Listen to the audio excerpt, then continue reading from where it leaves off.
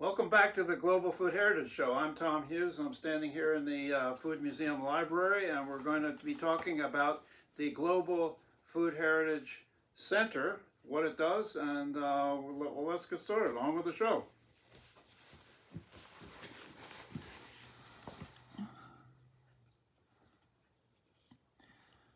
The Global Food Heritage Center really started with the Potato Museum when I was working in Brussels, and my students, we got involved with the project. You know all about that, or you can see the show, the YouTube channel, all about that. That merged into, or the next project was the Food Museum. We got involved with all the foods around the world. And then now we have the Global Food Heritage Center.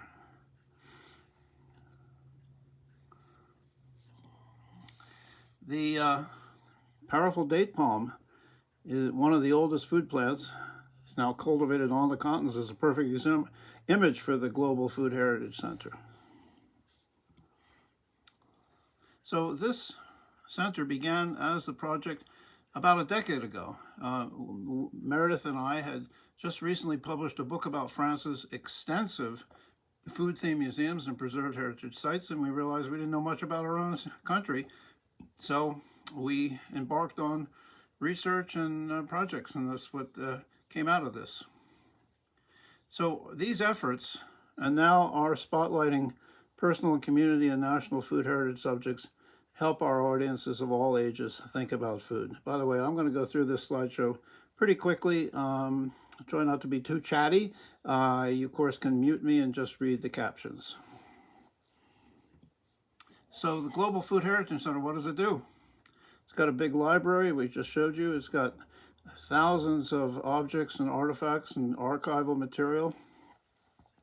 And it has collections. And you can see some of the collection bins in that storage area there. We use these collections, some tools and objects and fun objects to put in the hands of our audiences. And we don't preach a lot of messages, but we do get people to focus on the role of food. These fun things get their attention, and maybe eventually they might think about the pluses and minuses of our current industrial food system, the inequalities of food distribution, and what effect the way we eat is having on our health and that of the environment. So an example of the fun things that we do, here's an educational program we did with teachers. And they had to put these objects that we collect in the different, on this floor map, depending on what hemisphere they came from. And this is a team building and hands-on stuff that we did with teachers and with students. We produce a lot of educational programs, exhibitions. This is the Food Museum website. One of the things that all of our educational programs end with me spilling my guts and spreading out the, showing how large a digestive system is. So no matter what we're talking about, we always end with the digestive system. We promote preservation of historic sites like this fish ladder in Maine, and call attention to the efforts that community did. Here's the Chinese Museum of Chinese in America in New York City, which is very food oriented, and we encourage signage, historic signage about food stuff. I always ask people, what's good or bad, what's a food memory, a childhood food memory that first one pops in your mind. I wrote this book about how food memories matter, and here's a sample of what people have told me over the years. We have a school network which encourages teachers and their students to explore their own community food heritage. There's Abe Lincoln commemorating or christening the Lincoln, Illinois, which is a railroad stop, and this village commemorates this with this signage, and every year a little event. An example of a school's network is my hometown of Haddonfield, where the high school students did an oral history project with the African American elders of the community, talking about the community that was a little bit isolated and a little bit forgotten. And this led to a trail and signage. This is what we're encouraging communities and school groups to do all over the world, really. And then our Museums and Historic Sites Network. This is an idea that a searchable database, initially based on a list of locations and published in these 2 books that I did, and then networking, connecting up groups who run food-themed museums and heritage sites preservation. They wouldn't feel so isolated. We would create a network for them and provide conventions and workshops for them. We have an awards program so that we honor food preservationists, food preservation organizations, media, etc. The designation program that we have honors communities, large and small nations. South Korea and Germany have it loaded with food history museums, food-themed museums, and the preservation of their sites.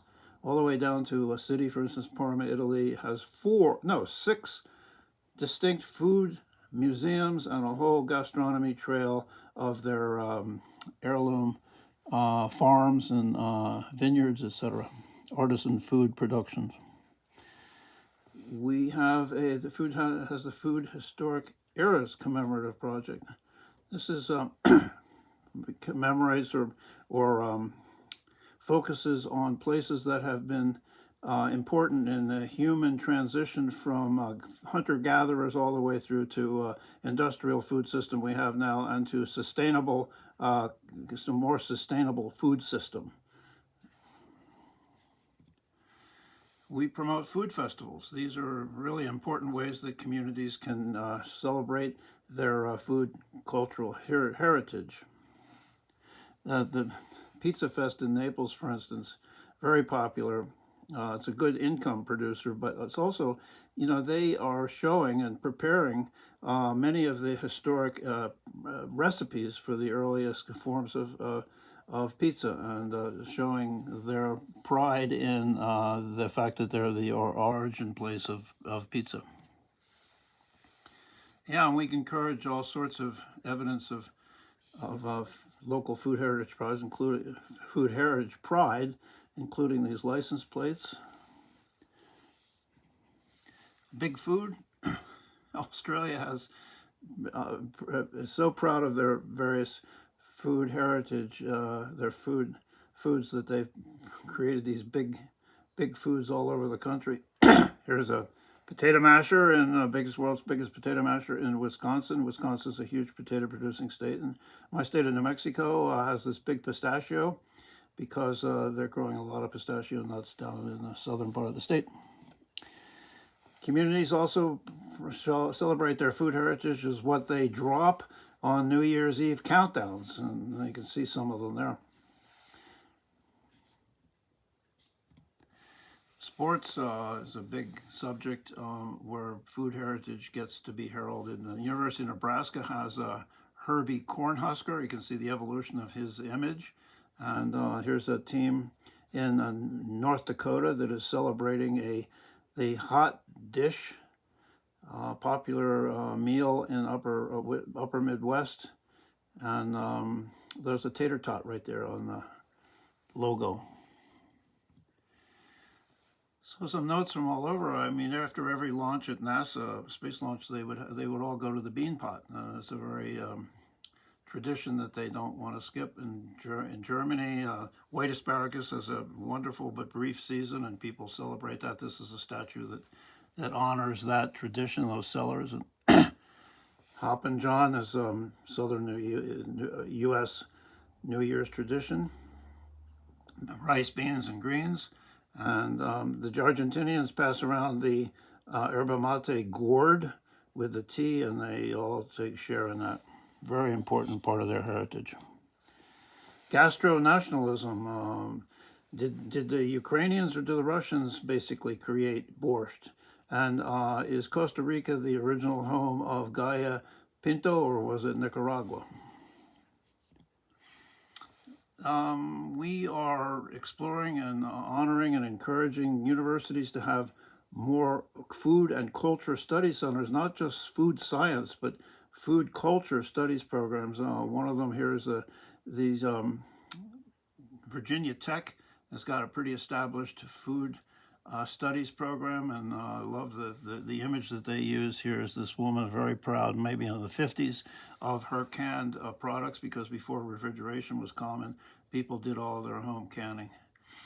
And Jose Andres, who's doing this incredible work with World Central Kitchen, feeding people in emergency situations around the world, is also involved with the Global Food Institute, which is at George Washington University.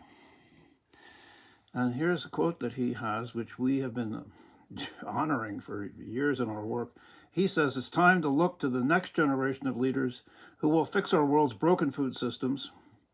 We must invest in them, invest in the young people, and inspire them to shape the future of food policy and innovation."